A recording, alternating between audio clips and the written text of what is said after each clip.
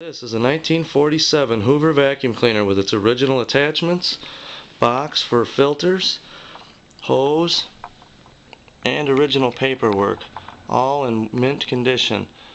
This is the only damage on this whole entire machine. My cat's taking a look too. Here's all the attachments.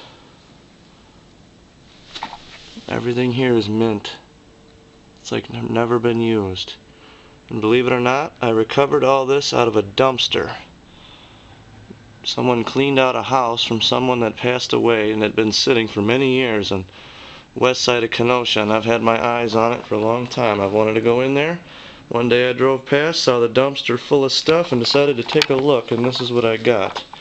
Turns out a whole lot of other cool stuff was there too, and I missed out on it, but oh well. I got this. Here, we'll take a look underneath before I start it up to show you the condition. This thing is like brand new, other than that tear, of course, and a few little scratches. But here, I'm going to test it out, and I already vacuumed earlier with my other Hoover, but here we go.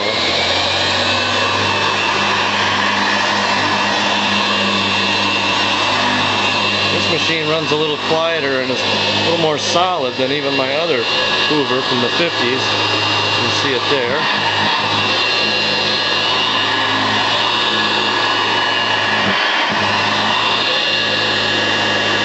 The headlight works.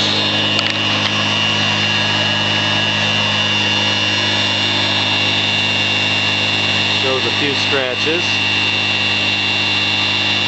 The Hoover letters are embossed in, I believe, copper. And the whole entire hood of the vacuum is constructed of bakelite.